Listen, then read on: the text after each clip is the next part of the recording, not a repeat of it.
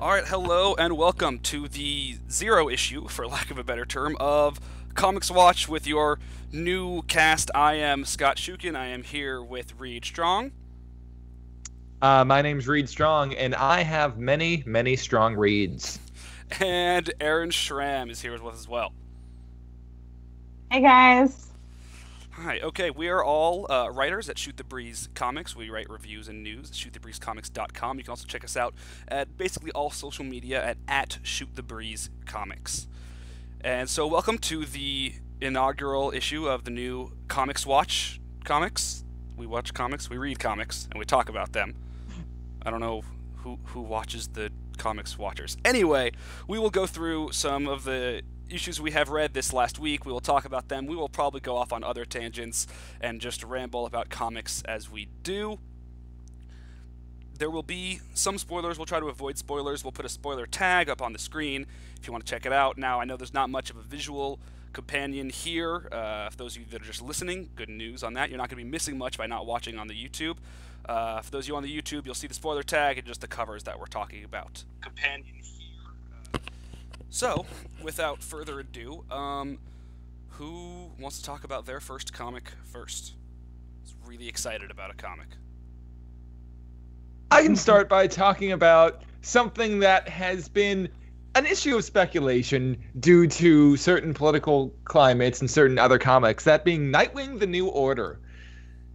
Now, let me bring this up super quick so I can remember exactly who worked on this besides Kyle Higgins, because I want to be able to credit people who didn't just write it. Yes.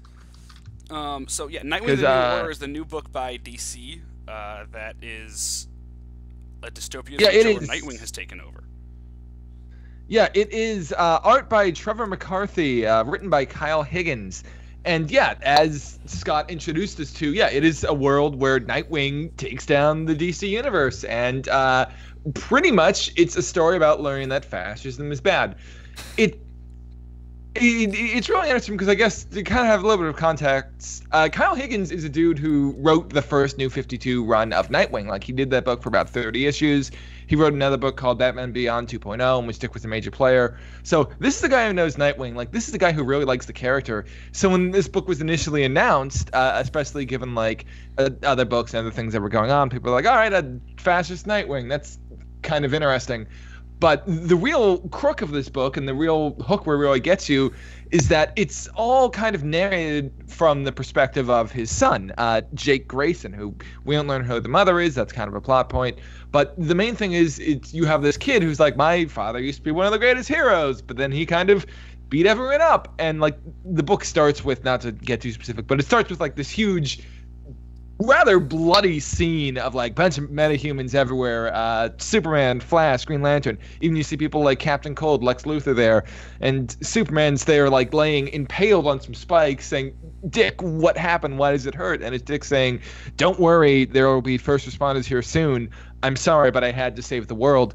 And then we cut ahead to basically we see, Nightwing runs this group of people called the Crusaders who just kind of run Gotham City. We find out there's this law that makes all metahumans have to take suppressants. And the book, the first issue, it just kind of slowly takes you through finding out the life of Dick Grayson, the life of his son, who's kind of like loves his father, but he's a little bit questioning, a little bit curious of what actually happened. Dick's a little bit shitty about his past. He just doesn't really talk about what happened. And there's not a lot that this book actually kind of develops, but it sets up a lot, and it's interesting. I think there's going to be 6 issues. It's either 4 or 6, but it gives you a very distinct world, and the thing I enjoyed the most is it gives you Dick Grayson. Like, this is a Dick who's had to make some difficult decisions, and it's not what we normally expect. It is an Elseworlds, it's an alternate take, but it gives you a recognizable character taking us through kind of this dystopic future. So I'm curious, Scott, what did you think about this book? I really liked it. I kind of thought it was a breath of fresh air because we've been reading Secret Empire recently.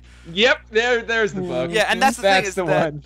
it's, first of all, it's sort of obligatory. Like, I think it's a kind of coincidence, but it's not a coincidence that we're seeing more and more dystopia stories now as the political climate has shifted within the last year or so.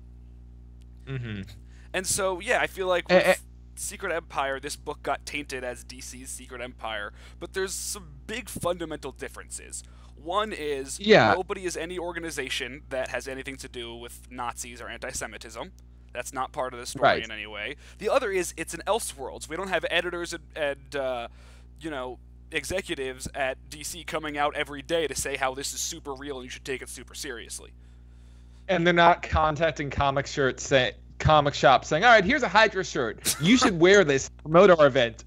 And some Hydra Day. comparisons have been made with the fact that Nightwing is one of the only, and as far as I'm aware, even though I know there are others, like the only prominent Romani character in comics. But the thing here is there's no direct connection between the identification that Dick Grayson has with the group that he's leading.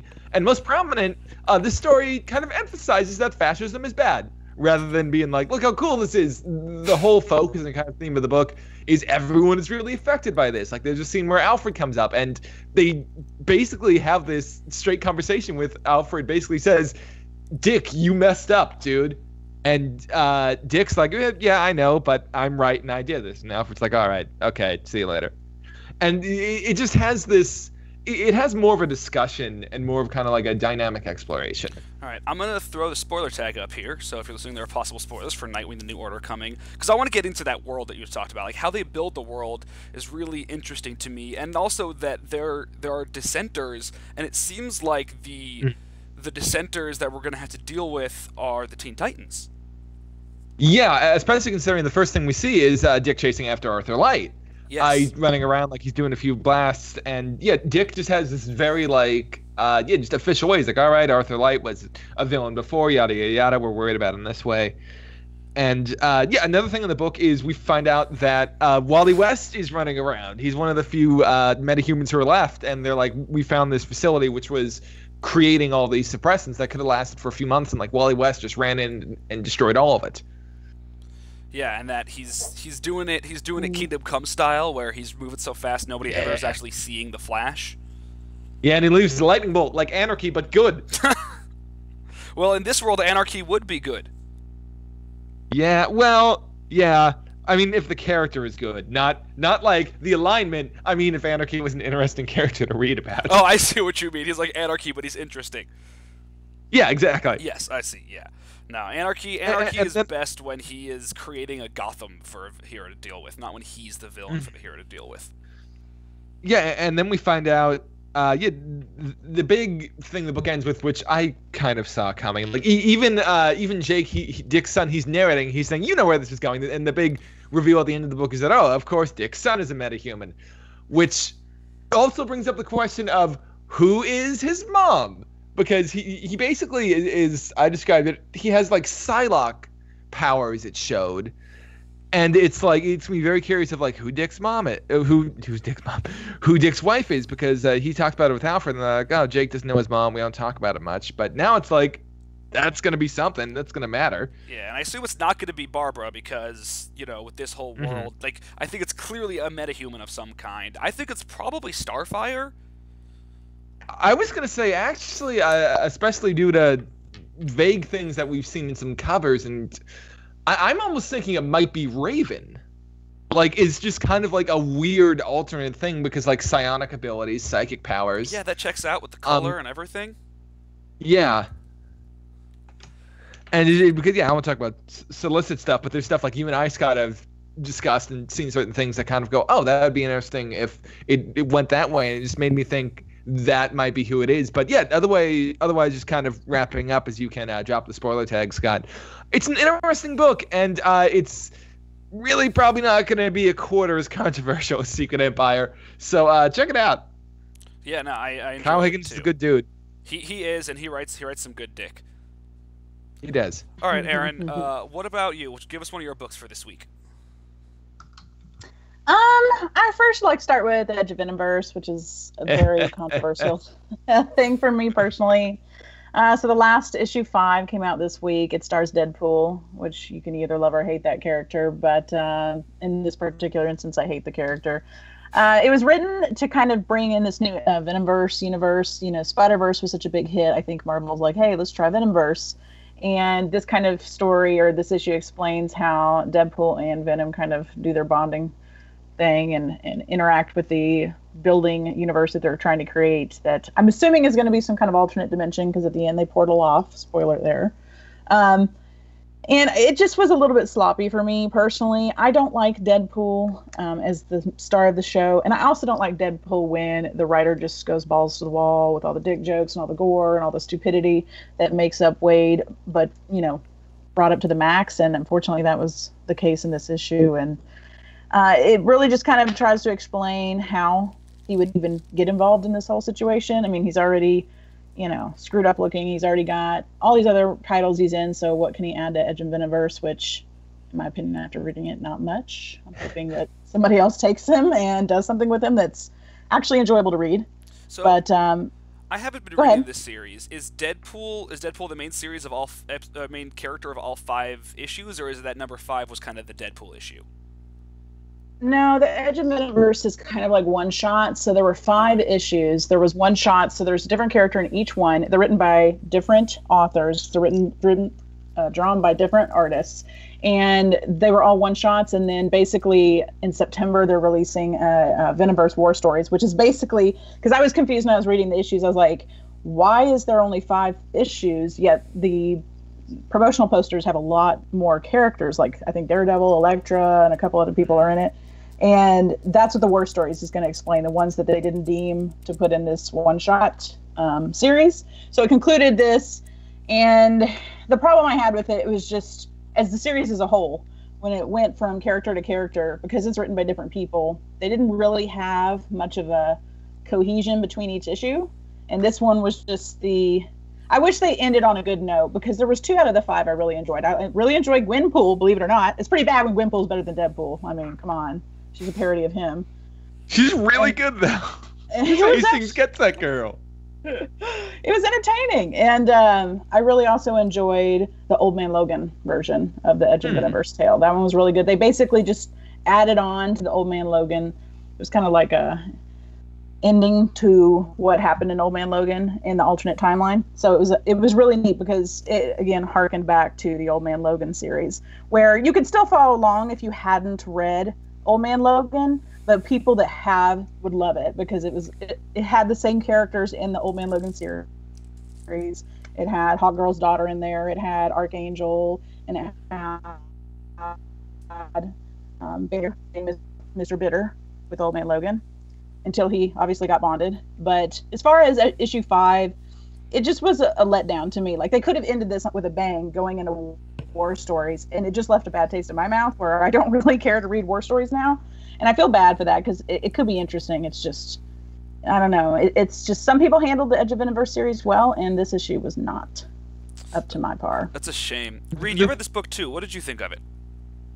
I just thought it was a bunch of underwhelming and rather gratuitous Deadpool, but that kind of builds into my point that it's really interesting this is kind of being billed as a companion to Spider-Verse when they're like so fundamentally the concept is different. The point of Spider-Verse was that you're taking all these old pre-established versions of Spider-Man. Like, sure, it introduced Spider-Gwen, but usually it was like taking Spider-Man 2099, taking Spider-Man Noir, and tossing them into these new situations and just giving these updates on these characters. Meanwhile, it's literally just, it's like, what if Deadpool bonded with Venom, which is actually something we've seen before, and it's pretty much just Deadpool cuts up a bunch of zombies and like he has Venom and he's a little bit more violent and loud, but the whole issue is just kind of, it's not even really establishing anything. Like it just treads water. It's going like, here is the Deadpool you more or less already know, but now he's bonded with Venom, and it just, you had Edge of Spider-Verse, which was like a lot more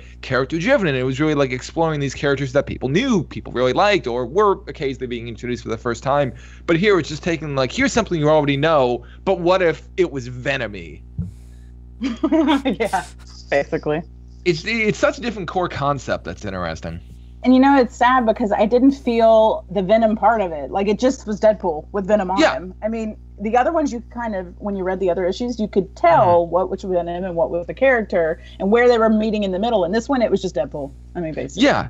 That was the thing. Like, the thing with Venom that's interesting is you have to pair him up with characters that really would change that dynamic. Like, that would really change Old Man Logan, or that would even kind of change Laura. But with Deadpool, it really doesn't, especially when you have him still kind of like bantering with himself, doing that own way of bickering. And now, one thing I'm actually kind of curious about, you mentioned that Gwenpool and Old Man Logan were other ones. Have all 5 of the Venomverse one-shots been like X-Men adjacent? Because like you got Old Man Logan, you got Laura, you got Gwenpool, who's even technically Deadpool adjacent, who's X-Men adjacent. I would say so, yes. I haven't really seen anyone. Ghost Rider was kind of the one weird. Okay, so there was a Ghost Rider one. Yeah, but the rest of them were mostly mutant-based or alternate timeline, kind of obscure character-based. I really didn't see anything that... That's why I'm hoping that the war stories, even though I've just been really let down with this issue overall, and the whole series overall, will bring in other characters that could make it interesting, but I don't know. It's left a bad taste in my mouth, that's for sure. Yeah.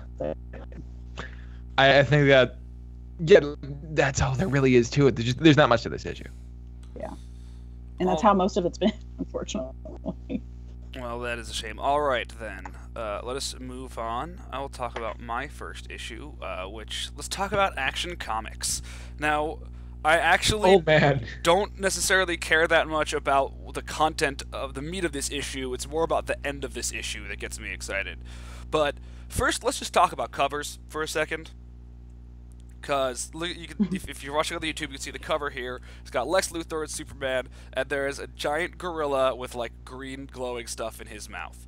Now, what do you think when you see? Who do you think is going to be in this issue when you see this cover? Makes you think Giganto. You mean Titano? Titano. Yeah. I forget what his name is.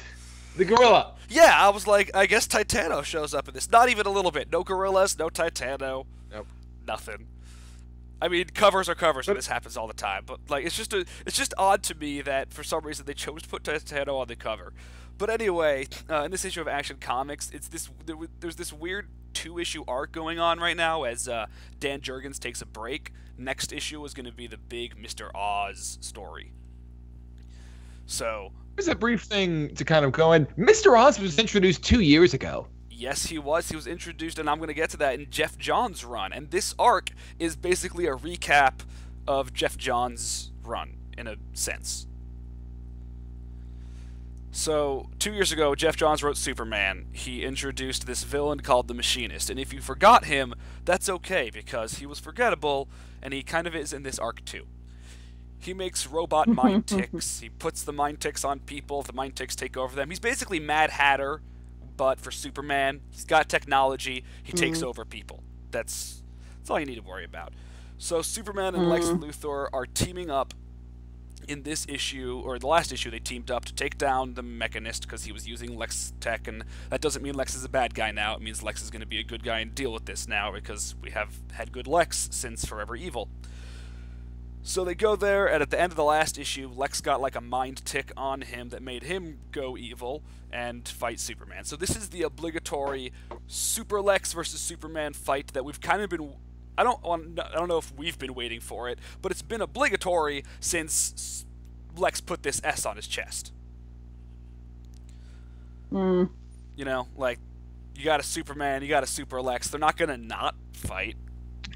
It's so weird that Lex Luthor has been a hero for longer than he's been a villain in the New 52.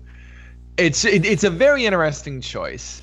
Yeah, and it goes. I think that Jeff Johns sort of had to. We watched Jeff Johns learn in real time how much slower he was writing when he was writing Justice League compared to when he wrote things like JSA or Green Lantern, or Flash, or started something on else. Hitch.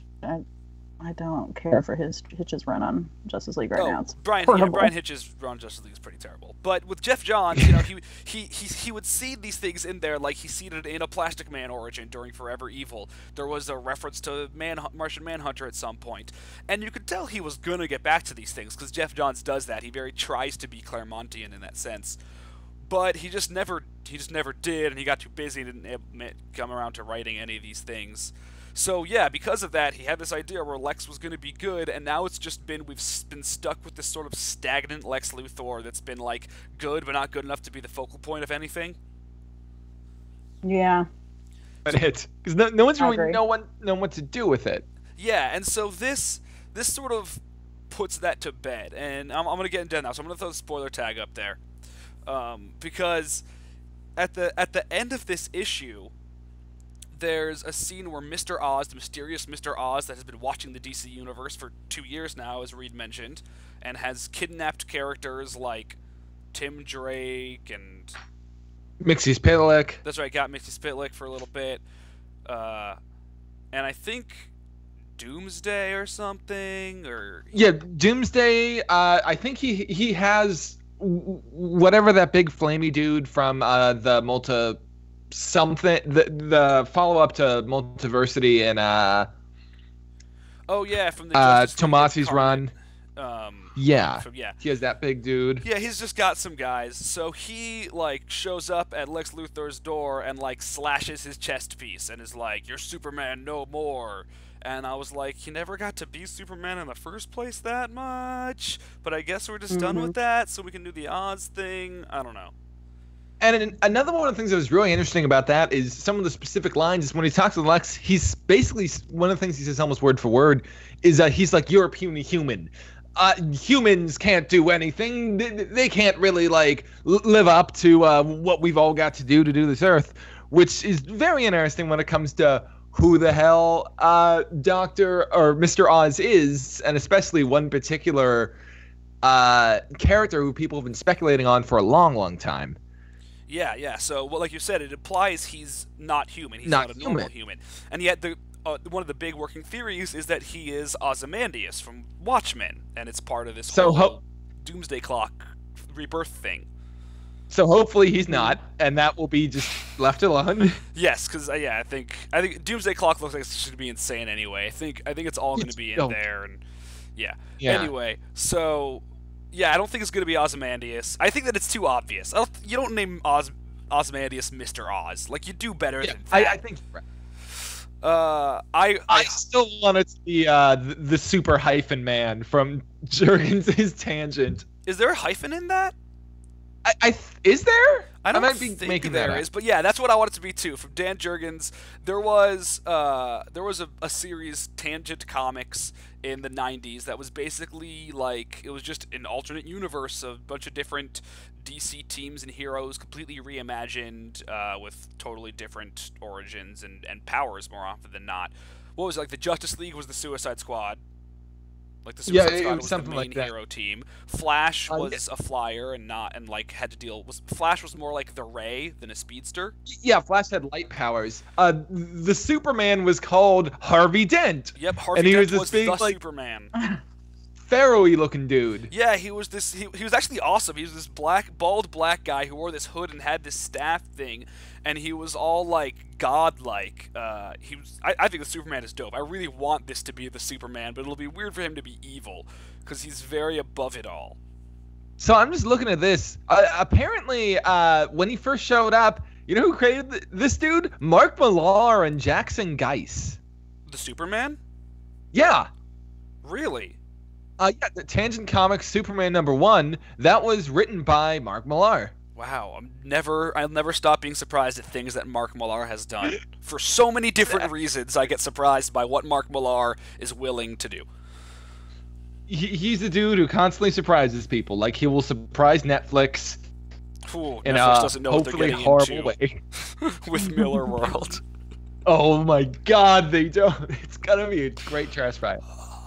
I'm excited. Same. It's gonna be like that. I feel like a Mark Miller show on Netflix is finally gonna make the FCC figure out how to intervene with the internet. You know? Yeah, they're gonna have to go. All right, you can't have this dude. I don't even want to talk about things that happen in Mark Miller comics. It makes me uncomfortable. You don't want to describe Mark Miller comics? I don't need to talk about incest and murder and thanks, Mark Millar. Yeah, that dude's got so much rage because he writes some of the most fucked Sounds up like stuff. What's that? An episode of Game of Thrones. Exactly. The dude wrote Red Sun and Old Man Logan and Kick-Ass 2. Like, how do you get all those things out of one career? It's insane. He created the Black Flash. That dude has done a lot. Yeah. Although that was with Grant Morrison, right? It was, yeah. Yeah. So was Red Sun technically too. Yeah, whenever anything is developed with Grant Morrison, I always give it to Grant Morrison. Yeah, because that dude doesn't partially create anything. Yeah, that dude's insane. So anyway, the only other cool part about this comic I want to talk about that was really neat was as he was going evil, Lex Luthor started to turn into Darkseid a little bit. I didn't expect for that to come back up. That was like, oh, Darkseid War kind of mattered. Huh. Yeah, like he's not turning into Darkseid, but his like skin got dark and his head got more Jack Kirby shaped. Man, Darkseid War. Darkseid. Yeah, that was just kind of like a weird callback to that, where it's like he still has that Darkseid gene in him now, I guess. New 52 Lex Luthor is very interesting. That dude has had a complicated life so far. Yeah. I think we're finally gonna get some satisfaction with him when Jeff Johns writes Doomsday Clock, because clearly Lex has been a big part of Jeff Johns' whole New 52 rebirth plan. I agree. Yeah. All right, that's all for Action Comics. It was an issue. It was basically just a slugfest. It was Lex and Superman fight and talk to each other while they fight, because superheroes talk to each other while they fight, because it's comics. Oh, that's a nice change, because I'm so bad for saying this. I don't read Superman for family drama, and that's all the Superman is about. I'm like, this is fucking boring as fuck. So I get that. I love Superdad. I like all the Super fam. I love John Kent. I love Superboy, and I love Superdad. But there have been like 3 consecutive arcs of Superman that have been them on family trips taking breaks from being Superman, and like you don't need that many breaks in a row.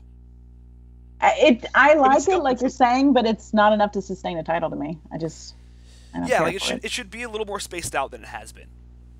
Yeah. Which is why it's nice to be getting to Mr. Oz, because that's gonna be insane. Because Action Comics has been very insane so far. It's just like all the stuff that's been happening. The Superman Revenge Squad, the way that particular story ended, which just opened up a whole new world of characters and things. It's just been very... Action Comic, New 52, not New 52, Rebirth Superman in general has been crazy. You had the whole Manchester Black arc. Yeah, it was just like, there was a weird... Wild. The last few months have been this weird interlude, but you're right, for the most part, over the last year of Superman, it's been insane. It's been ridiculous. We had Zod, Mongol, Metallo, Cyborg Superman, and the Eradicator all team up. Like, that's insane. That is way too powerful to all team up. It was badass. And Blank Don't was there forget about too. Blank, Scott. Nobody gives a shit about Blank. Don't you like Blank? Isn't he your favorite? I don't even remember where Blank came from. Jeff Johns Superman. I don't either. Really? Jeff? Oh, see, I love Jeff Johns. Blank and Mr. Oz first showed up in the same arc. The only thing that I remember from that story is the whole Ulysses part. Like, I don't remember any of the other stuff. I think he and Jimmy lived together. Anyway, let's move on. Reed, what's your next comic for this week? So I'm going to talk about something of which I'm probably going to have like a little less to say about, which is Batman Beyond by Dan Jurgens and Bernard Chang, which has been a series that has lasted a lot longer than I feel like a lot of people would expect. I mean, I guess not because it's Batman, but this is a book that, like, between all the Future's End stuff, between the DCU series, Batman Beyond has had like a good 30, 35 issues so far. Yeah, and it's been Dan Jurgens the whole time, since basically Future's End, when they started the series. It's been Jurgens and Chang. They've been doing it the whole time. And that's one thing I do have to say is that Bernard Chang is gorgeous. That dude does really nice layouts. He gives this book a very distinct look that you can recognize as Batman Beyond, but it's not like just doing a Tim style. Like, it's not doing Tim at all. It's doing DC Universe, because for anyone who doesn't know, that's the whole thing about the Batman Beyond the New 52 and Rebirth in general, in that this is firmly in DC continuity. Like, before, it would go back and forth all the time. Like, first it was just in the animated continuity, then it was like, all right, this is a sequel to the DC Universe because we're recognizing like Batman Incorporated stuff, but then we go back and say this is both. And now we have this where it's like firmly its own run, and it started off with Tim Drake, but then that Tim Drake also got kidnapped by Mr. Oz, and now it's Terry McGinnis again. And basically, the issue that just came out, which I believe is number 11. Yes. I think. It's covering more of this current arc, which it's kind of a spoiler to bring in. Like what do you think? The premise, because it was kind of a twist. I mean, I guess not, because this is in all of the covers.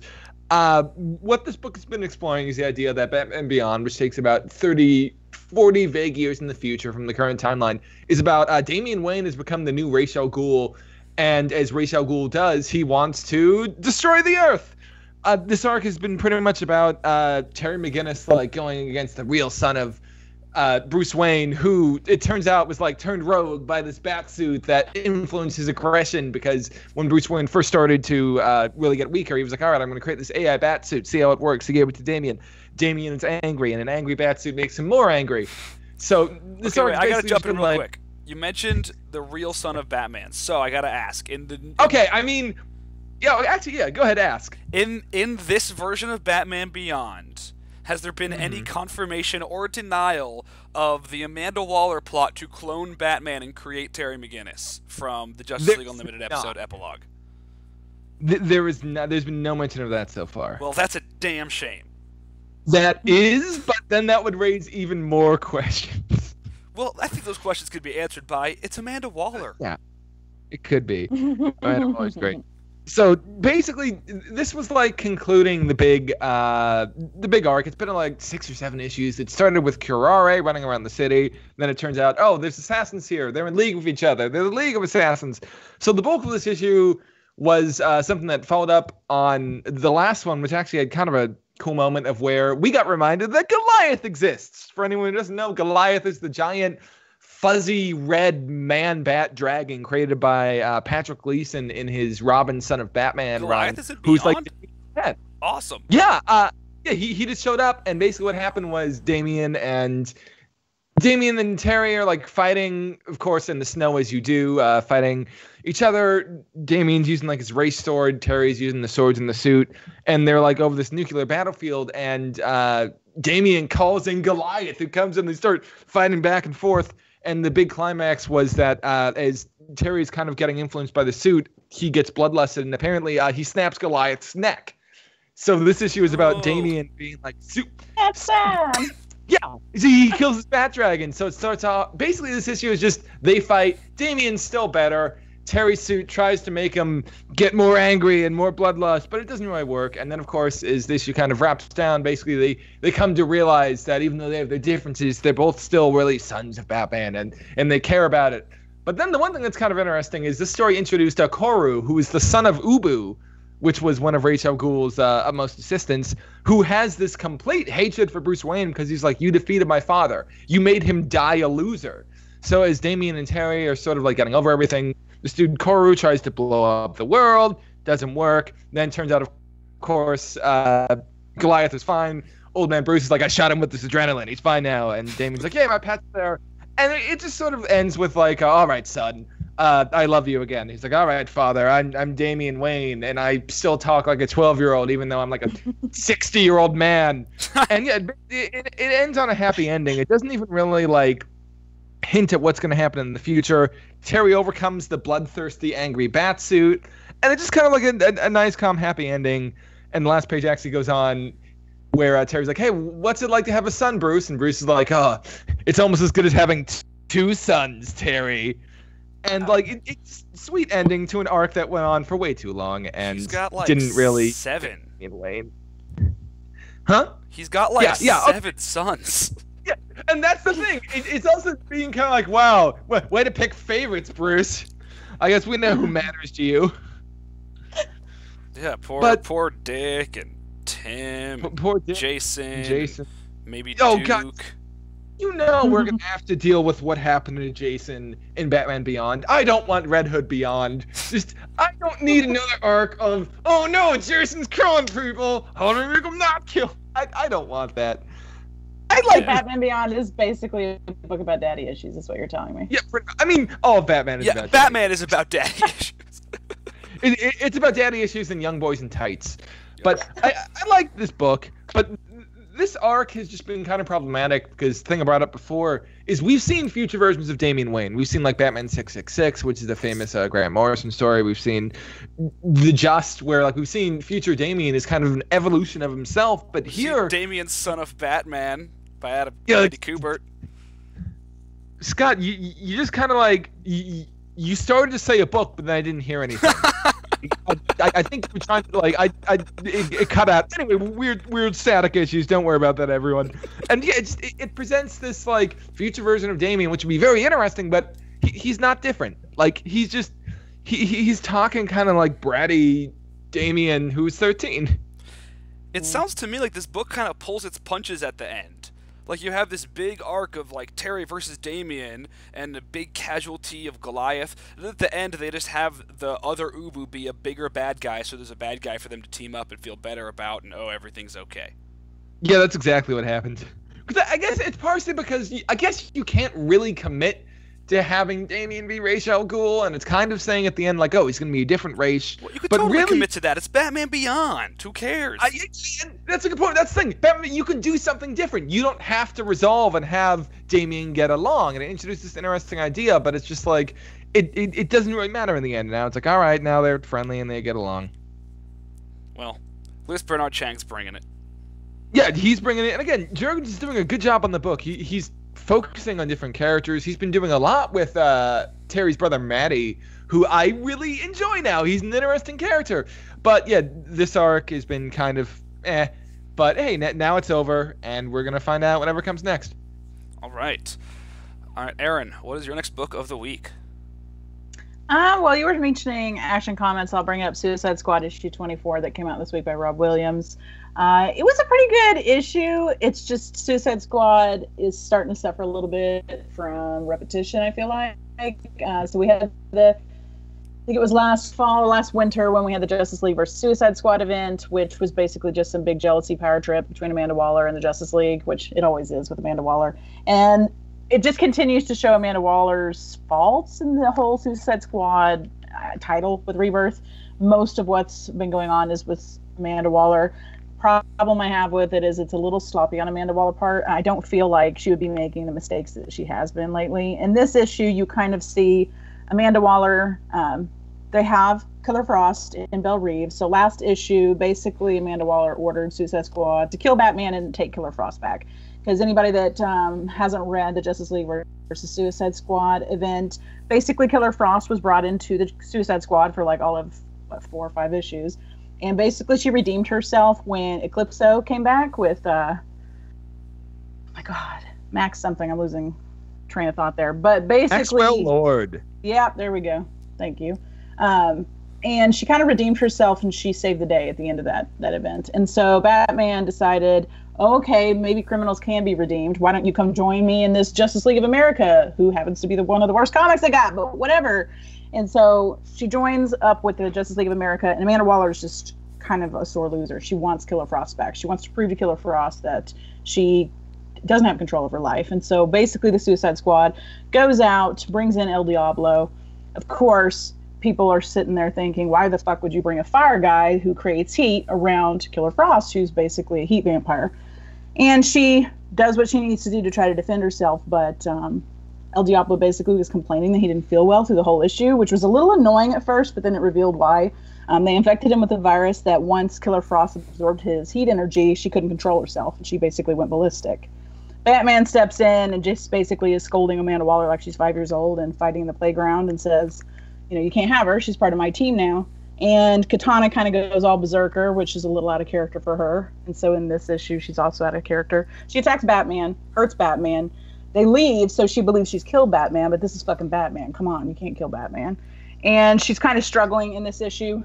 She's been struggling for a few issues because when Rick Flag died, Katana immediately thought she was going to be picked as the next leader for the Suicide Squad. And another move that doesn't make any sense by only the writers, because they pick Harley Quinn. I'm assuming because of her popularity, but that makes little sense to me. I mean, this lady is basically the female version of Joker. I don't know why you pick her to lead an orderly team, whatever. But she's struggling with herself because when she attacked Batman, she's realizing she has some villainy in her, and she's still struggling to have respect on the team because she wasn't selected as leader. And so in Belle Reeve, they have Killer Frost, and they're kind of putting her up to this machine. It kind of gives me Young Justice flashbacks with Superboy. And they're creating these super suits, or suicide suits is what I believe they're calling them, that are basically kind of like, almost like X-Men version of the Sentries, where they're controlling the powers of the Suicide Squad, and basically the team starts wondering what is going on with Waller. This doesn't seem like Waller. Why would she go after Killer Frost, who sided with the Justice League after the big event with Justice League versus Suicide Squad? You just earned respect from the League, saying that the Suicide Squad does have a good purpose on the planet, and as far as defending them against evil folks that want to control everything. And basically it's revealed that she's being controlled by Gulag, which I don't know much about Gulag. Do you guys know anything about this Gulag person? So I looked at him, and basically he looks like Genocide from the Age of Apocalypse. He's this big, like, fiery suit dude, kind of looks like a robot with like a dome head. I do not know who this character is. Do you have any idea, Scott? I'm not familiar with him. For all I know, he was introduced for this book. He had to have been, because the only Gulag I can think of is from, like, Kingdom Come. Oh, that's like that prison. Yeah, I'm looking it up. Apparently, it's like just a reference to Kingdom Come. Huh. Okay. Like, well, that kind of threw me off, so I didn't know who that character was. Yeah. He's this thing, this apparition or whatever it is, that looks like it's kind of electrical based, is basically possessing Amanda Waller, because they've been fighting the people, which you sort of learn is like a global Suicide Squad. They like Amanda Waller. They're aspiring to be Amanda Waller and kick everybody out. Which is a terrifying idea. Yeah. And so you kind of, because at first it's sort of starting to make sense of why Amanda Waller's been so out of character, because I guess she's been controlled, but I don't understand how she can resist Max Lord in that Justice League versus Suicide Squad event, but yet this random person who never heard of somehow manages to control her. Okay. I'm looking up, and apparently he first showed up in the Black Vault part of the book. Like, I'm looking, apparently he showed up like in issue number 3. And like, I think that was I started reading during the Black Vault arc. I know that he was part of the Russian Suicide Squad. That's when they discovered other countries were doing like a Suicide Squad idea, basically, in that issue. But it's still, I don't know, it just kind of came out of blue. I'm like, okay, we just randomly hear from him in that one issue, and then now he's totally back. Maybe I've missed something somewhere. But you realize that the people are behind the Russian Suicide Squad from issue 3. They're also from, apparently there was like an African one, and now there's like a European one. And basically they control Amanda Waller and get access to the files that she has. So you know how Batman kind of has a way to take down all the members of the Suicide Squad? Amanda Waller has something similar for them. So she kind of has pulled her resources together and has some encrypted files on who she thinks the real identities are of the Justice League, and like what their weaknesses are and things like that. And while she's under the control of the people, you don't know. That's the thing, is you don't really. We don't get to see him. Yeah, they basically get her to send the people the files, and then it's like, oh fuck, what did we reveal? So it's a matter of we have to see how that plays out. But I just feel like it's kind of a little bit of a broken record, because we have Justice League versus Suicide Squad, then we had the follow-up arc, which was the old Suicide Squad, like the original OG people, and that was been revealed to the team that, oh, she's done this before, to other people. And then we had Amanda Waller and her real-life family, and now we have this with the people. So it's just, they should be bringing other things into it. It was still really, really good, and that's the charm of Suicide Squad, is that they're villains. You don't like them. They're always going to be out for themselves. They're always going to be one step away from falling apart. But at the same time, it's like a broken record, so they need to bring in some new blood. I'm hoping with passing the torch to the people, now that they have files on the Justice League, and I'm sorry, Amanda Waller's going to have to pony up to that, because Batman basically did recover from that attack and comes to collect Killer Frost. The Suicide Squad, realizing that Amanda's compromised, basically gives him Killer Frost as like a token of good faith between them, saying, hey, not all of us are bad eggs here. You might want to watch out. Some shit's about to hit the fan. So I don't know if that means they're going to follow up like with another special, because I imagine the Justice League and Suicide Squad will interact further in upcoming issues. But they did touch on the Zod thing, and so you did get to see Zod and all of his cohorts before they went off to the Action Comics. So that was kind of neat, even though that was stupid. Why would you try to control Zod? I have no idea. Going back to kind of give an idea of just how weird, in a good way, Suicide Squad has been in general. When you mentioned the OG Suicide Squad, in the New 52, the OG Suicide Squad was Lobo, Dr. Sorrow, Dr. Johnny Sorrow, Dr. Polaris, Emerald Empress, and another dude who I don't remember his name, but the others are weird enough. To just the fact that that was the original OG Suicide Squad was just, all right. What the hell was Emerald Empress doing there? That's the question of Emerald Empress. She Apparently, was so she's still around. worthless in that freaking event. She literally was in it to go, what am I doing? And then she flies off to go hunt this Jupiter lady. I don't know much about Emerald Empress, but she was a letdown. So she's Emerald a Legion. Empress, yeah, she is part of the slowest developing story right now since Rebirth, which is seeing 1 or 2 Legion of Superheroes characters every, 3 months. For 3 pages at a time. Yeah, we saw a tiny bit of Saturn Girl. She was in Arkham Asylum in Rebirth for some reason. We saw Emerald Empress for a hot minute in Justice League vs. Suicide Squad. We saw a little young Brainiac 5 for a second in Brian Hitch's Justice League. In one of his weird time travel I think arcs. Saturn Girl made an appearance in one of the Harley solo, which was forgettable. That whole series was forgettable. And then she there's been a also bit showed more up in Emerald Supergirl Empress for a and Supergirl. second. Yeah, just a little bit of Supergirl. So there's been a tiny bit of the Legion are out there, but not really. All right, is that all there is to say about the Suicide Squad? Yeah, I checked this out. Yeah, I didn't have a lot to say myself. It was just interesting. Particularly, I really like the art. It reminded me a lot of a Michael Lark or a lot of stuff that was done on stuff like Gotham Central. I liked it. It gave it kind of this dark noirish feeling. Cool. Yeah. All right. It's the only comic, I think I'm partial to it because it's the only comic, at least active comic, that's actual canon versus Injustice that does Harley right in my book. I just really fucking hate what Amanda Conner is doing with that solo series. It's so bad. She needs to be taken away from that title. What are you doing, lady? She's Injustice is real good, though. Injustice is great, but she's making so much money for God. DC that it is the reign of Amanda Conner.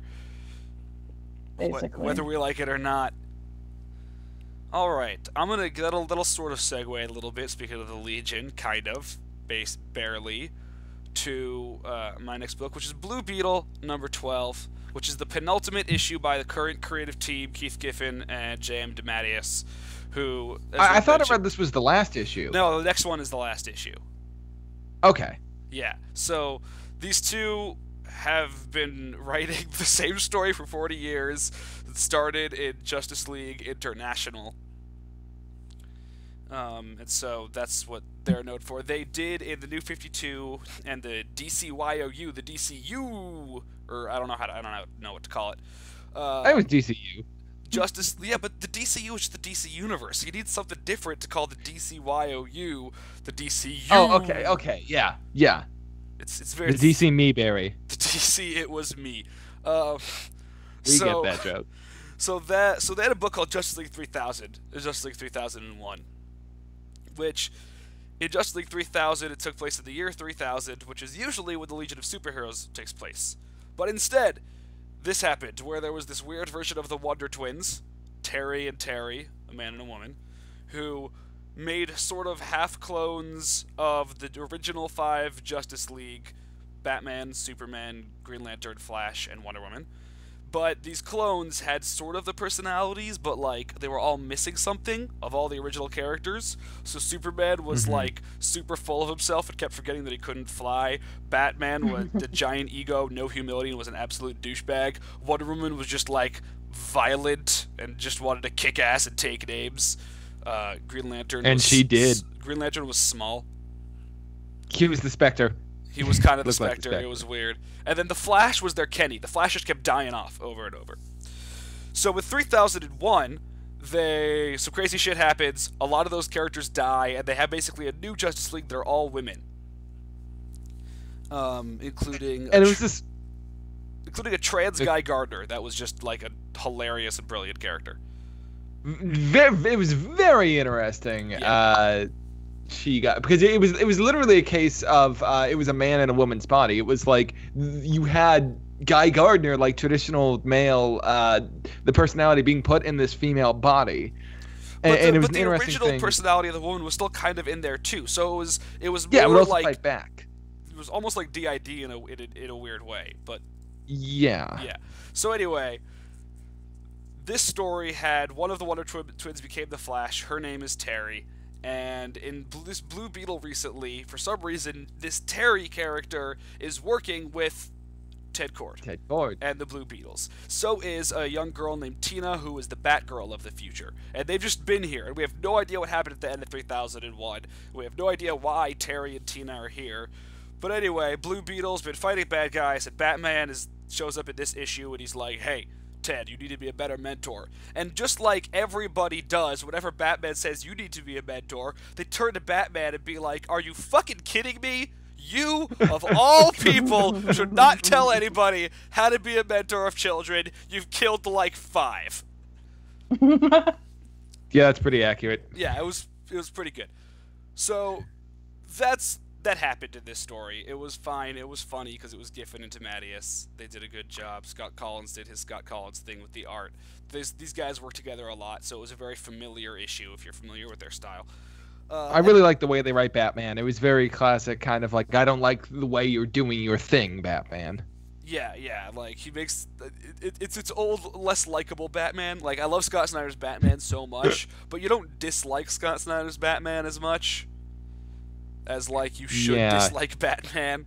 He's kind of he's not as grumpy, really. Yeah, he's not as grumpy. That's a good way to put it. So this was grumpy Batman. Yeah. So that was fun. And then, at the end... Terry and Tina are like, alright, we're gonna have to 3001 this shit up, and the ending is like, next, just 3001, it's all coming back, and I have no idea how, I have no idea why.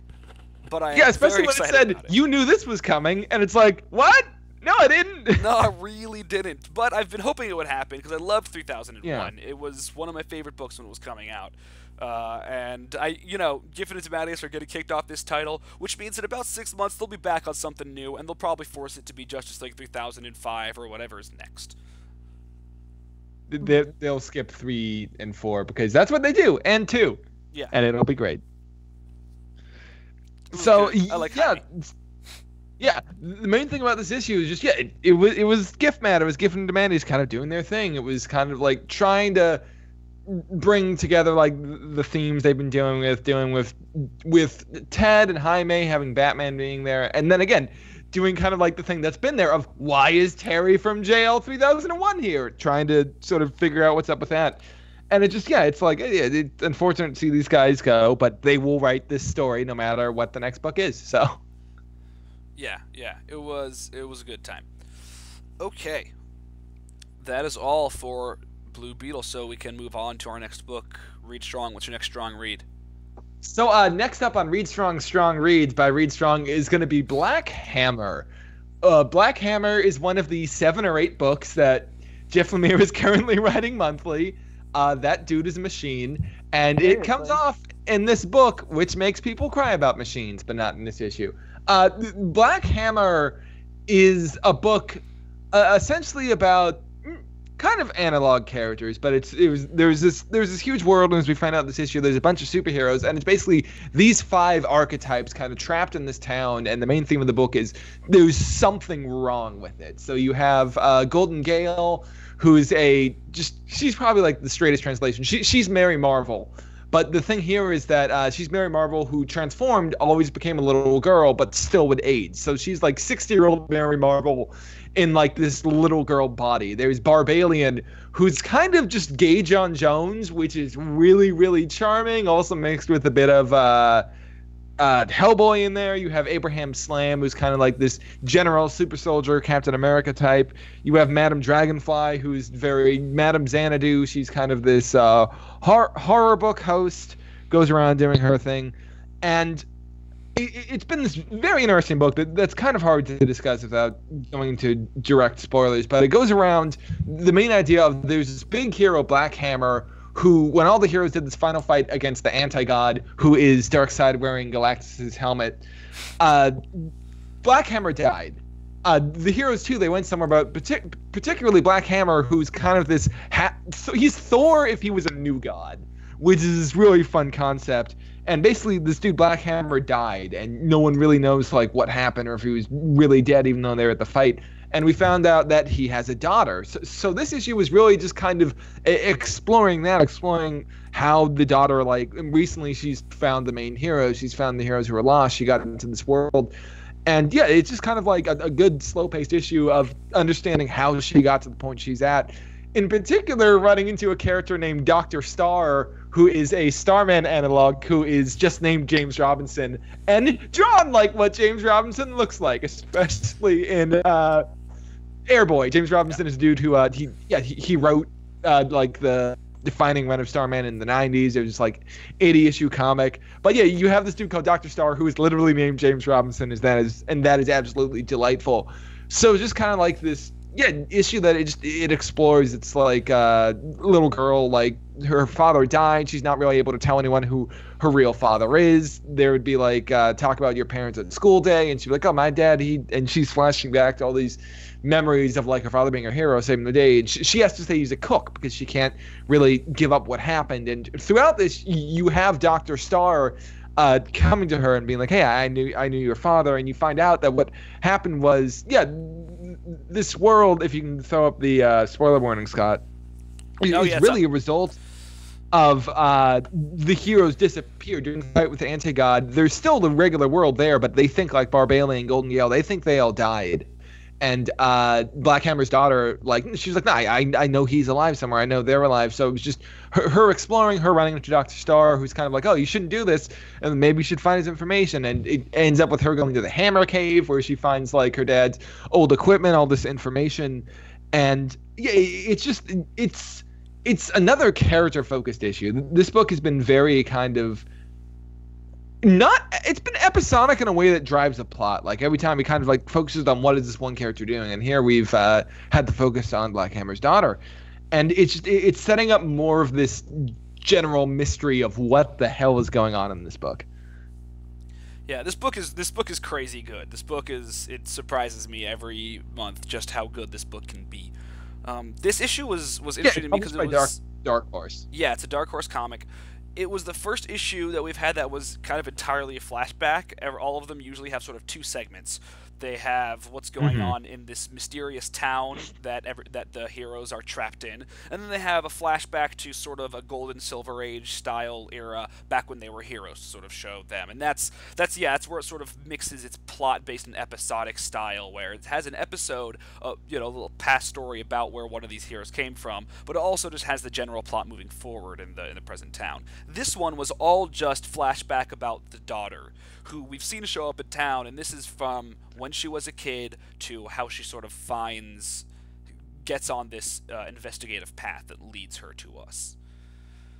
I feel really bad that I cannot remember her name. Me too. I think it's interesting that it seems like the world she is in, the world after these heroes and Black Hammer defeated the anti-god, it looks like the rest of the heroes retired. Yeah. Dr. Star, because that's where he's not wearing James costume Robinson. at any point. Mm-hmm. He's just he's kind of given this memorial, and he's like I'm this dude who used to be this guy. Like I knew these heroes. I was close to them. Yeah, but yeah. Okay, her name is Lucy. Lucy. Her name is Lucy Weber. Lucy. Yeah, of course. Weber. Yeah, I like this world is interesting. I like the idea of Black Hammer. He seems to be the main superhero character, the one that everybody thought was the absolute coolest. Mm-hmm. And he's this leading man. Large bald black man, looks kind of like Luke Cage with a big old hammer, and he's real cool. He's a cool figure. Well, when you see the characters in his past, it's like literally it's Odin plus Odin plus Highfather. There's basically just Orion, just Light Ray. This book has done a really fun job with kind of like taking analogs and having some be extremely straight, but having others be like just a little bit more. You can't really see what's going into it. Because and that being said, like to even call them analogs is like you have to discuss the book because that's what it's based on. But they're far beyond that. They're inspired, but they really do their own things with these characters. Yeah, these are full characters cut from whole cloth. Mm-hmm. All right, let's move on now.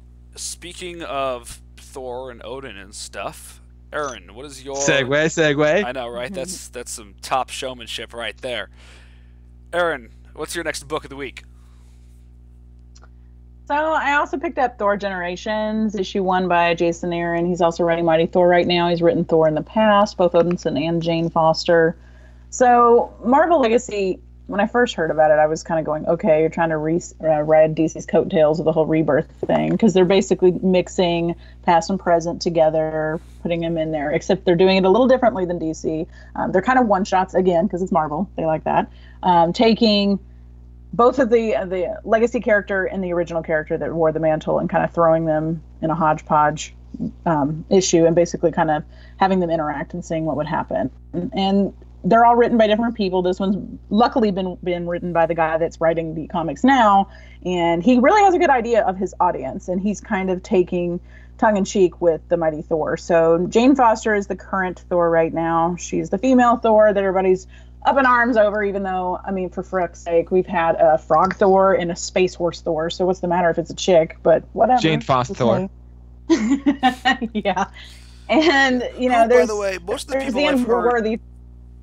I've heard that are actually reading the book are saying that she's awesome. Like, I've heard only good things about her, from people who actually know what they're talking about. There's a dude who I work with who is 37 and does not read comics, and is like, I don't know why they made Thor a girl. And I'm like, do you read comics? He's like, no. I'm like, why do you give a shit? Exactly. So the fucking JWs and then the old people that don't even bother to read the shit are complaining about it. I'm like, dude, seriously. It's really, really good. I've really enjoyed it. It's getting to that point, because it's an issue like 22 now, that it's becoming kind of like the Suicide Squad. Like, dude, you really need to address like the core focus of the character. Pretty soon you're in 22 issues and you got to do something. And I think that they're recognizing that and they're changing tactics. So you do have Mighty Thor out right now, which I do read. I review for Shoot the Breeze Comics, and it's fantastic. Jane Foster has a struggle going on with herself. So basically, a little backstory. Odinson is the unworthy Thor right now, and it's really just a psychological thing with him. When Jason Aaron wrote the Thor God of Thunder series, he encountered a villain called Gore the God Butcher.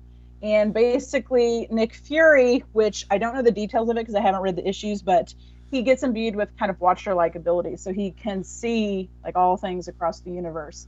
And I don't really know why he does that to Thor, if it's just if he was possessed at the time by some, you know, snarky streak, or if he was being toyed with by another villain. But basically he tells Odinson, he's like, Gore was right. And Gore, basically his whole belief was gods are worthless, they're pieces of shit, they're only egotistical and care about themselves. And Gore was the God Butcher, right? Yes. Okay. And basically...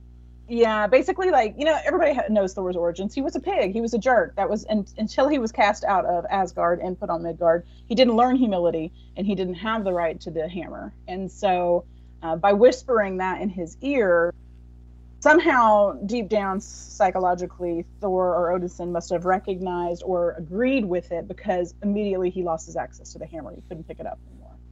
And he's mad at the hammer. He's mad at his circumstance, of course, because Jane gains the ability to access the hammer in his absence. He's mad at her, and he's a dick to her about it. I'll never forget the issue, I think it was like 2 or 3 issues ago, when Jane finally revealed who she was to Odinson, because they have that history. He basically looks at her and he's like, yeah, I know you're dying of cancer, but I totally fucked around on you. And you're just like, okay, like, are you sore loser or what? He's just mad that he lost access to the hammer, and really it's his own fucking fault. So he's got some soul seeking to do himself.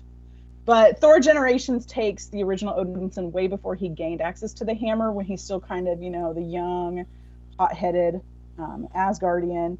And he goes down to Earth, and the Vikings are worshiping him, basically asking him, come join us in battle, we're losing, basically. So they're like, please help us out.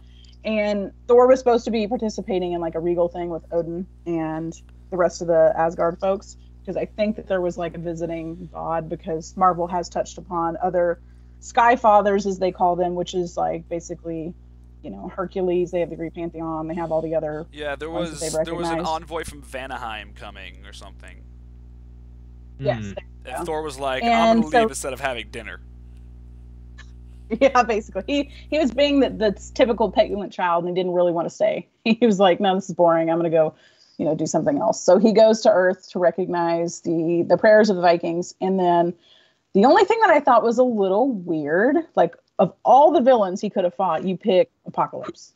Yeah. That was so weird. And he's on the cover too.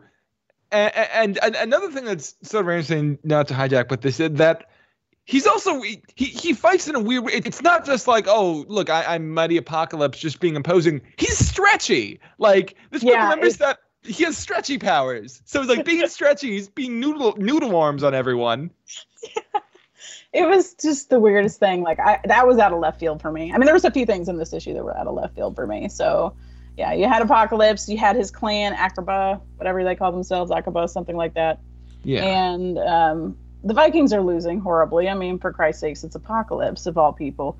And even Thor himself, he doesn't have access to the hammer yet. He's still Asgardian, so he's still powerful, but he doesn't have Mjolnir with him. And then Jane enters, which they still haven't really explained, at least unless you guys are aware how that these guys are transporting through time. Yeah, Have they explained that? Here's what's weird about that, and if you have been reading Marvel over the last 2 or 3 years, you're familiar with this. Generations is a storyline, or an event, sort of, that comes out of the last issue of Secret Empire. So that would has explain not it. come out I did yet. not read that. Well, it hasn't happened yet, that's why. It comes out of Secret Empire number 10. Secret Empire number 9 came out this week. And Generation started about 2 weeks ago. Yeah, Generation started before number 8 came out. Was that like bad pacing on Marvel's part or something? Yes. Well, originally, that's my biggest bitch with their crossovers. Like seriously, Secret Empire's been kind of a train wreck. Yeah, originally when it comes Secret to Empire was releasing it. Yeah, it's supposed to end right now. It got delayed for 2 extra. They added 2 extra issues to the end of Secret Empire, which is the same thing that happened to Secret Wars, and the same thing that happened to Civil War 2, which is why the post-Secret War stuff started before Secret Wars ended, the post-Civil War stuff started before Civil War ended, and now here we are after Secret Empire, and Secret Empire has not yet ended. It's ridiculous. No wonder I was so confused, because that I've been running into that with any of the crossovers Marvel's been doing lately. I mean, they feel like they have to do one every year, and my problem with Marvel, and I swear I sound like I'm a Marvel hate fan or something, but they're sloppy. I don't like it that I have to have like a goddamn flow chart to understand what's going on, and that's kind of what I feel like is happening. So now that makes sense, because I was a little lost, I was confused. There was a few things that if you're a casual reader you wouldn't have picked up on, so basically Jane appears, they kind of fight together. Jane kind of tries to have a bonding moment with Thor. Thor's still being, petulant child Thor, so he dismisses her and just is like, whatever. But it was kind of neat because current Thor is having problems with Jane, even though he's slowly coming around. So it was a little play on that, I felt like. The weirdest thing I had, and this is getting in the spoiler area, so if anybody don't want to have this revealed, there was a bomb at the end which had... Yeah! Talk about well, I kind of think what it is. So, like, Odin is having like a tete-a-tete with the Phoenix Force, and I was like, "What the actual shit? Do they know each other?" Like that. She's been all over the books lately. I mean, she's been in X-Men Blue. She's been in the Jean Grey solo. She's been in Mighty Thor. She's probably been in a lot of others that I don't know. Yeah, she's been in Secret Empire. Right now, Thane she is possessing Thane in Thanos. I would not be surprised if they're trying to ramp up some Phoenix arc eventually, because she's going to go over the down place with Phoenix soon. They always are. Although it might be that it's going to come out of this whole 1 million BC or whatever Avengers thing, which takes us to the end of the issue.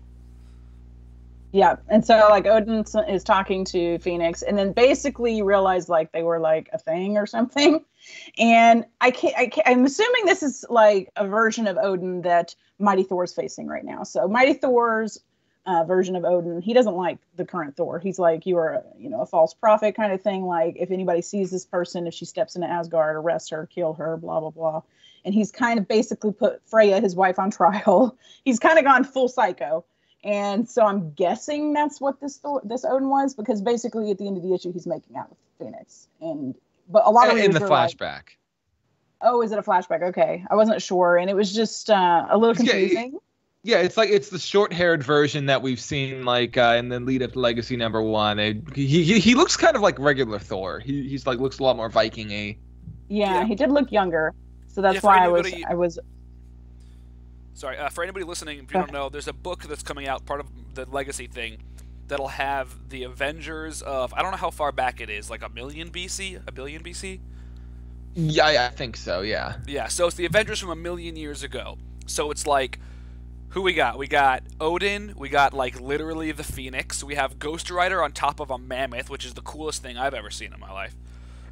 We have Starbrand, who's kind of the weird option. Yeah, Starbrand's on there. I don't totally remember who else. Agamotto. Yes, instead of Who's Doctor the, Strange, straight up They Agamotto. do have him. So yeah, it's Black gonna... Panther and Iron Fist. There we go. All right, so that's this weird new Avengers from a million years ago that's coming, and so that's what we get this teased here at the end, where we see Odin and the Phoenix kissing each other. Mm-hmm. Which is So I'm assuming they're nodding towards that new series coming out. I think it's sometime in the fall. Yeah. Which is interesting because as far as we know, it's just a one-shot so far. Like it's been all this lead up to something that they're saying. It's just going to be a one-shot. If I would they say that, but I wonder. It sounds like the kind of thing that is meant to set up an event. Yeah, exactly. But they've also said no events for 18 months. Yeah, and so then they said in Marvel Legacy, every book is an event. Yeah, so what I'm thinking what that means is Marvel Legacy #1 is going to have a bunch of things that will seed into the plot lines of all the other books.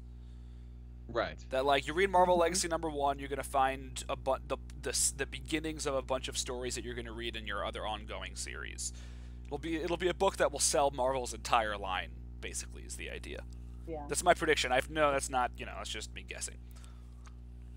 So I have a question about this issue. From Erin, it sounds like you know a lot more about Thor than I.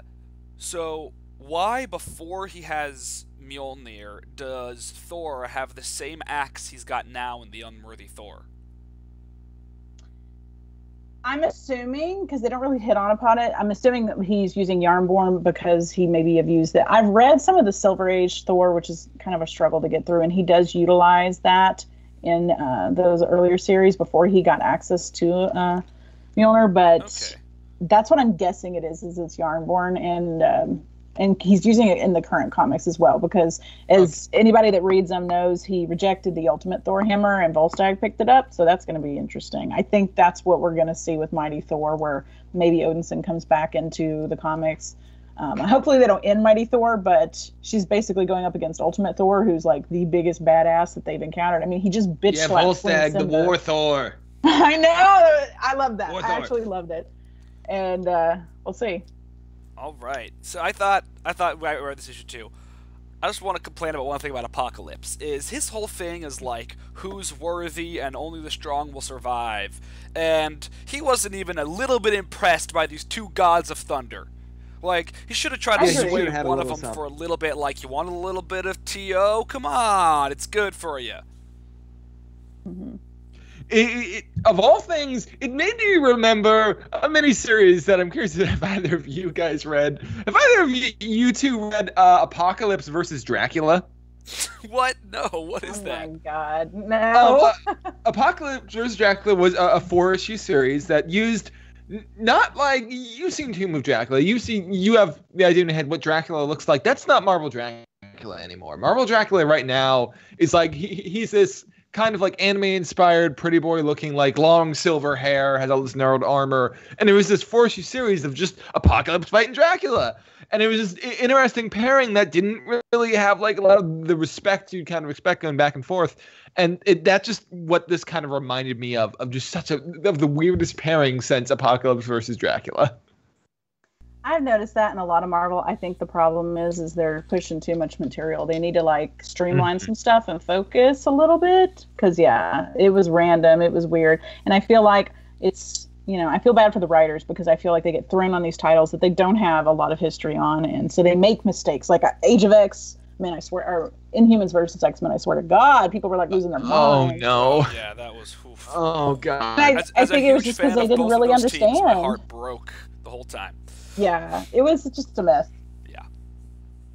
Yeah, it was rough. But I think at least the X-Men have recovered in their line. Yes. They're doing well, and the Inhumans Once Future Kings is dope.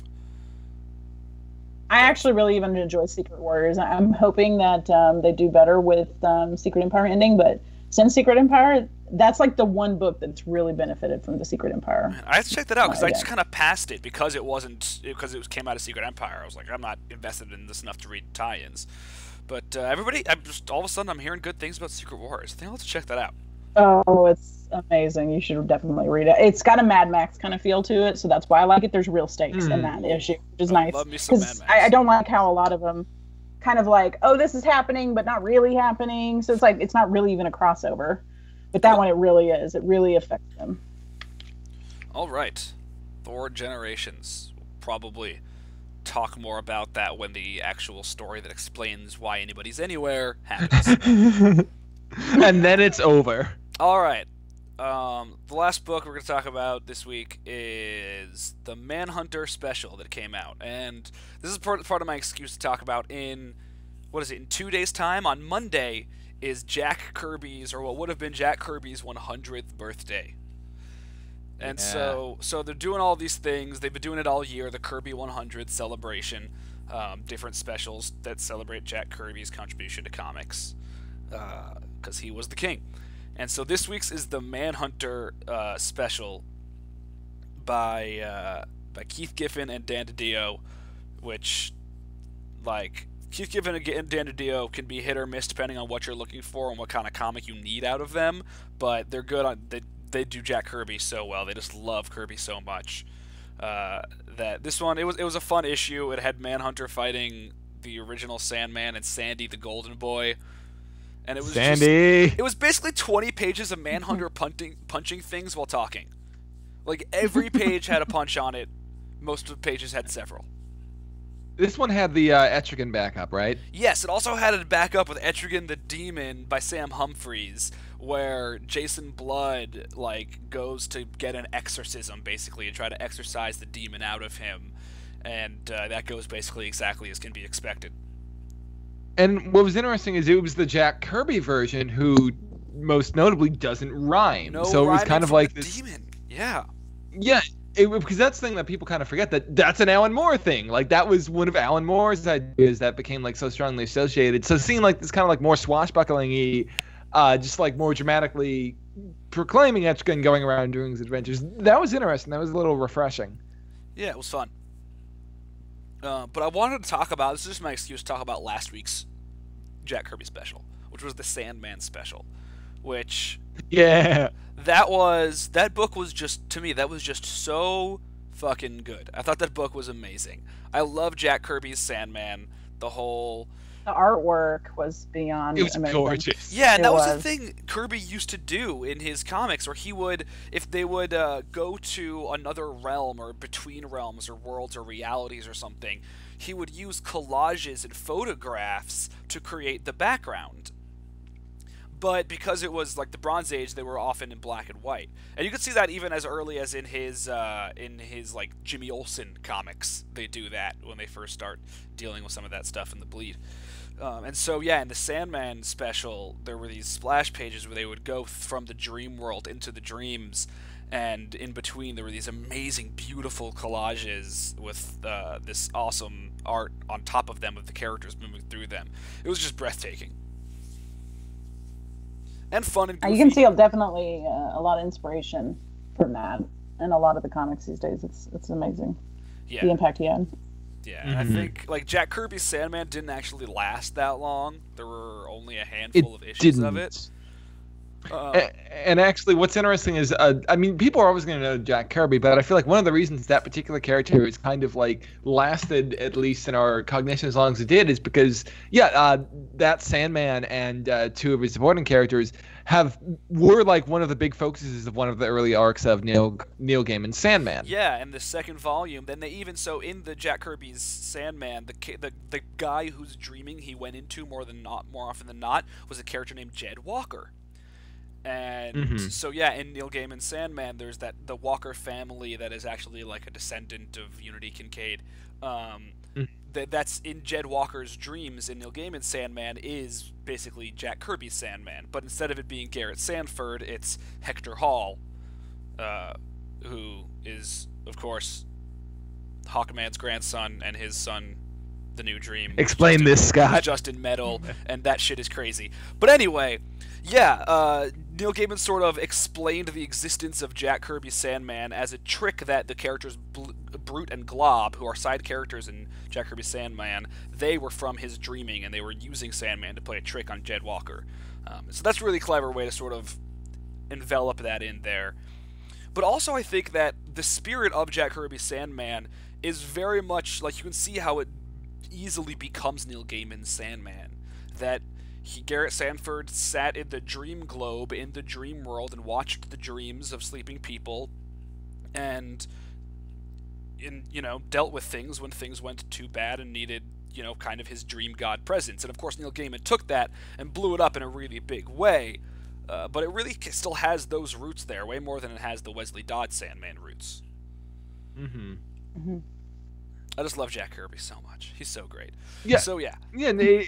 Yeah, both of those books, they just captured the fun of it, and it's interesting. We've kind of had this slow build to the last one coming out, I believe, next week, which is going to be Jack Kirby's special Dark Side. There's two which more, is going to be. Oh, is there? Yeah. What are so they? we've had. I think there were 6 We had New total. Gods. We had New Gods. We had Sandman. We had Manhunter. I think we had one more in there, right? We had the Newsboy Legion and Yeah. versus I the reviewed Boy all Commandos. of these for shootthebreeze.com or shootthebreezecomics.com, and I forgot the Newsboy Legion and the Boy Commandos. So yeah, next up is actually the Mr. Miracle and the Black Racer, but it's Shiloh Norman, Grant Morrison's Mr. Miracle from Seven Soldiers and Final Crisis. Shiloh Norman, I think he was created by Jack Kirby. Was he from the end of Kirby's New Gods? Yeah, he shows up in Kirby's run. Yeah, you can tell that I have not finished Kirby's run. I love it, and I've started it, but it's a lot to get through. I didn't know that. Okay, so anyway... He was just in there kind of like this apprentice. Yes, all right. So, thank you. It is Jack Kirby's Shiloh. Mr. Miracle and Black Racer is the next one. Then after that is the Dark Side special, which, Dark Side is like Dark Side, so that's going to be incredible, because it's going to have Dark Side's face all over it. Mm-hmm. That's one I'm definitely picking up. I haven't had a chance to pick up all of them, but I mean, I love his old stuff. I love going through some of the older Marvel stuff. That's my biggest exposure to him, and it's all amazing.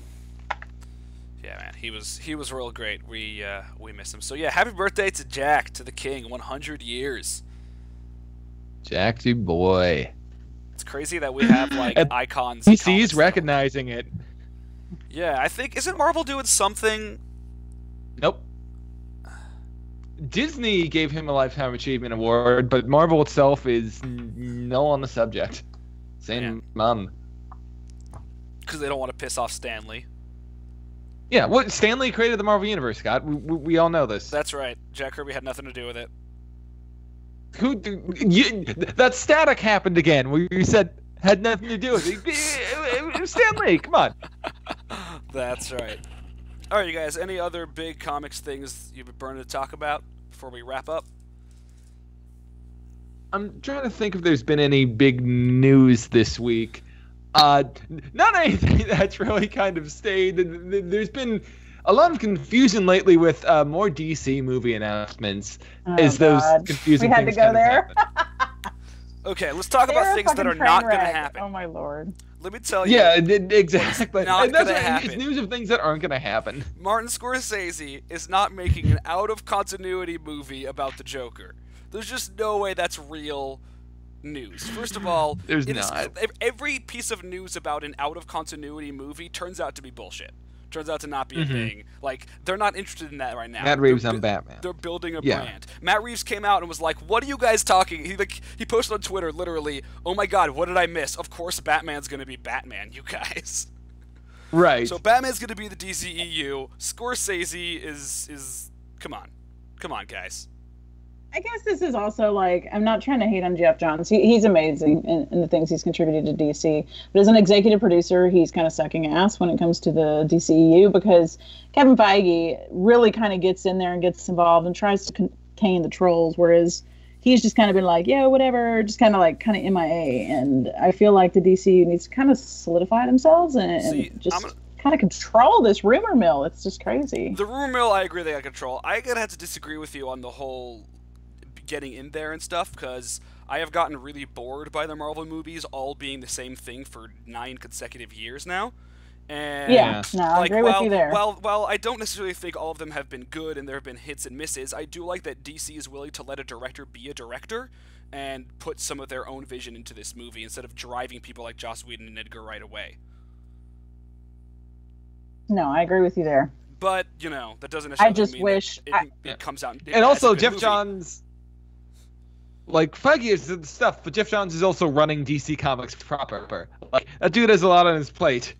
Yeah, that's true. It He's does. not I the just movie feel producer. like the problem is they're hurting their brand with all these rumors. So like people will have a bad taste in their mouth before the movie's even out. So they got to maybe get a PR team, something to kind of control this, just because they feel like the butt of jokes constantly. And DC, as we've all known, like I'm a big Marvel fan myself, but DC has some really, really amazing source material. So I mean, personally, in my opinion, the whole like even Suicide Squad, it felt like a comic, but at the same time, it was a pretty big train wreck. I mean, we have to admit, like, how the hell did this get produced when you have such amazing material to pull from? So it just makes them look uncoordinated. Whereas, Marvel may have the same basic template they're releasing, but they look so much more organized than DC. And by the time they get these movies produced, people are not going to want to watch it because they keep hearing all this horrible shit. Yeah, and part of that is a vicious cycle. That the internet, like, you can get more clicks on an article that says bad things about a DC movie than good things about a DC movie. So, since clicks are all the internet cares about, that is what is driving the narrative. Like, Warner Brothers has actually been making money on these movies, but the narrative has been that they've been flops. And so that's why they kind of have to keep changing gears, even though they're technically doing well. Like Suicide Squad still made $800 million. That's a lot of money. That's a lot of money. Yeah. Wonder Woman was still. Wrong, I enjoyed it. I think that that director's strong suit was characterization and making unique looks, but plot not so much. And like Wonder Woman, even though there was so much blah and humbug over BVS and everything. But Wonder Woman is still extremely successful. Like that movie has still made a lot of money. Yeah. And so since it's so popular, they're like, let's announce 2 Joker movies. But having said it, it's like it's still like people like Wonder Woman. If they make a good movie, people will like it. It's just making universally acclaimed movies. Yeah. It's a tough spot we're in, but the movie business, it's insane. Why can't we all just get along? Everybody has good stuff. Just chill, people. Oh, yeah. Why can't we just, like, you gotta notice that when any comics thing succeeds, the comic industry in general benefits. You know?